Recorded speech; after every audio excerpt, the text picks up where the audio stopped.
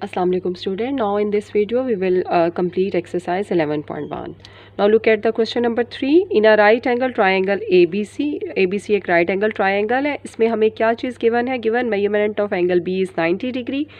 So यहाँ पर हम B vertex लेंगे, यहाँ 90 डिग्री का angle and measurement of angle C 60 degree. तो यहाँ हम एंगल C ले लेते हैं और C की मेजरमेंट हमें गिवन है 60 डिग्री. ओके, नेक्स्ट है मेजरमेंट ऑफ एंगल C, यानी 60 डिग्री की वैल्यू गिवन है C बाय B.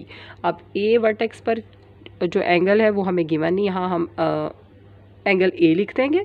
तो ऑब्वियसली हमें पता है कि sum of the angles of a triangles जो हैं वो 180 डिग्री के इक्वल होते हैं. ये 90 डिग्री है, 90 प्लस 60 इज़ 150, तो 150 में 30 ऐड होंगे तो ये हमारे पास एंगल A की वैल्यू आ जाएगी 30 डिग्री. ठीक है, तो सबसे पहले हम ये लिखेंगे since we know that measurement of angle A plus B plus C is equal to 180 degree. अब एंगल A की वैल्यू हमने कैलकुलेट करनी है कि वो क्या है, ये 90 और ये plus 60, this is equal to 180 degree.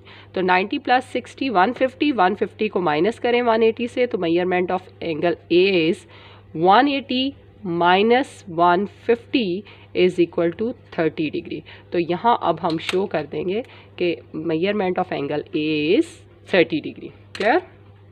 Another thing जो हमें गिवन है वो है sine measurement of angle C is C by B. अब दिस C बाई B अब यहाँ पर लिखते हैं आल्सो गिवन. इसको ज़रा सॉल्व कर लेते हैं ताकि इससे हम मेरे पास साइड्स भी जो हैं वो डिफाइन हो जाएं. Sine measurement of angle C is equal to C by B. अब एंगल C के अकॉर्डिंगली यू नो दैट कि एंगल C के अकॉर्डिंगली ये हमारी वैल्यू बेस है, this value is perpendicular and this is hypotenuse. ठीक है, तो अब sine mean some people have, यानी perpendicular over hypotenuse, perpendicular over hypotenuse. तो एक्चुअली परपेंडिकुलर की वैल्यू क्या है C और हाइपोटेनियस की वैल्यू क्या है B. Perpendicular value is C, this value is C और हाइपोटेनियस की वैल्यू क्या है B. ठीक है, ये लेंथ आ गई हमारे पास. परपेंडिकुलर की लेंथ C है और हाइपोटेनियस की लेंथ जो है वो B है. तो this implies perpendicular is equal to C and the hypotenuse length of hypotenuse is equal to small b. अब जो एक मिसिंग वैल्यू है वो है बेस. तो बेस हम कैसे कैलकुलेट करेंगे? We know that in a right angle triangle Pythagoras theorem apply होता है उस पर, तो उसके अकॉर्डिंगली हम थर्ड वैल्यू जो है अब calculate by using Pythagoras theorem. हम बेस की वैल्यू कैलकुलेट कर लेंगे H square is equal to perpendicular plus base square.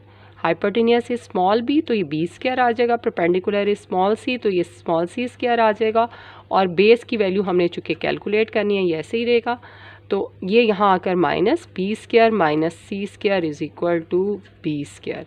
हमें b की वैल्यू चाहिए, so by taking positive square root हम पॉजिटिव स्क्वायर रूट लेंगे. b square minus c square is the value of b.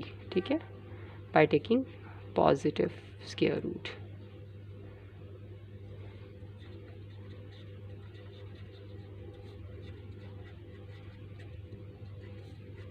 Square root. ठीक है, ऐसे square root लें तो प्लस माइनस का साइन आता है. सो ये बेस की वैल्यू आ गई. अब हम इसको फिगर में भी लिख देते हैं. यहाँ हम बेस की वैल्यू लिख देंगे जो हमारे पास अभी आई है b square minus c square. ठीक है, अब हम देखते हैं फिगर हमारी कंप्लीट हो चुकी है, उसकी सब लेबलिंग हमने कर लिया, एंगल्स भी और साइड्स भी. अब हमने ये फाइंड करनी है ट्रिग्नोमेट्रिक रेशो. फर्स्ट है measurement of BC divided by AB. BC की वैल्यू आई है b square minus c square square root और AB की वैल्यू यहाँ पर गिवन थी C. So the value of this is, आप ऐसे लिख देंगे just square root of b square minus c square divided by AB की वैल्यू C. क्लियर? नेक्स्ट, अब कॉस 60 डिग्री के मुताबिक जब आपने रेशियोज लिखनी है तो दिस इज़ बेस और दिस इज़ हाइपोटेनियस. कॉस होता है बेस ओवर हाइपोटेनियस और बेस वैल्यू यहाँ पर है b square minus c square square root और हाइपोटेनियस की वैल्यू है स्मॉल b, तो ये cos 60 डिग्री की वैल्यू आ जाएगी। अब हम देखेंगे टेंजेंट 60 डिग्री। अब 60 डिग्री के अकॉर्डिंग ही tangent value perpendicular over base, perpendicular over base 60 degree का परपेंडिकुलर है स्मॉल c और बेस वैल्यू है this one square root of b square minus c square. Clear? अब रिमेनिंग रेशियोज हम देखेंगे। सिकेंट 60 डिग्री, 60 डिग्री के मुताबिक सिकेंट चूँकि रेसिप्रोकल होता है कॉस का, तो अब ये हो जाएगा हाइपोटेनियस ओवर बेस। ठीक है, this is hypotenuse over base. 60 के मुताबिक हाइपोटेनियस b और बेस है square root of b square minus c square. ठीक है, अब हम देखते हैं कॉसिकेंट 60 डिग्री, ये साइन का रेसिप्रोकल है और साइन होता है परपेंडिकुलर ओवर हाइपोटेनियस, तो ये वैल्यू हो जाएगी hypotenuse over perpendicular. Hypotenuse mean small b और परपेंडिकुलर इज c। ठीक है, b बाई c। अब कोटेंजेंट, चूँकि टेंजेंट का रेसिप्रोकल होता है तो p बाई b होता है, ये b by p, base by perpendicular, ये सब हम 60 डिग्री के अकॉर्डिंगली कर रहे हैं। तो अब बेस है this value b square minus c square और divided by perpendicular, perpendicular is small c। ठीक है जी, अब आ जाए 30 डिग्री पर। अब 30 डिग्री के अकॉर्डिंगली मैं यहाँ पे यूज़ कर रही हूँ रेड मार्कर। 30 डिग्री के अकॉर्डिंगली ये जो इसके ऑपोजिट साइड है, this value is the value of perpendicular, ये परपेंडिकुलर की वैल्यू होगी अब।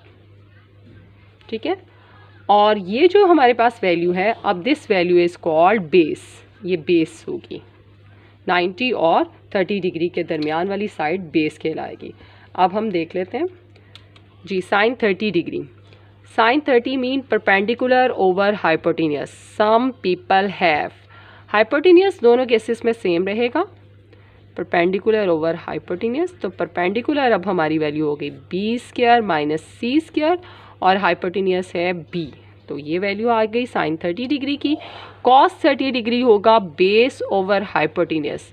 Now the base is for 30 degree base है ये c और हाइपोटेनियस इज़ b, तो c बाई b। अब tangent 30 degree is p by b, यानी p है यहाँ पर square root of b square minus c square और डिवाइडेड बाय बेस वैल्यू है यहाँ पर c, ये वैल्यू आ जाएगी। अब सिकेंट कॉस का रेसिप्रोकल है तो ये आएगा hypotenuse over base means b by c। ठीक है, जस्ट हमने कॉस की वैल्यू को रेसिप्रोकल कर लिया। Cosecant is the reciprocal of sine, तो ये हमारे पास आ जाएगा hypotenuse over perpendicular. Hypotenuse mean b over perpendicular is this value b square minus c square. ठीक है, अब कोटेंजेंट 30 डिग्री ये होगा रेसिप्रोकल टेंजेंट का, यानी b बाय p। तो base is here, base is small c and perpendicular value is this square root of b square minus c square. तो इस तरह से हमने कर लिया क्वेश्चन नंबर 3 को कंप्लीट।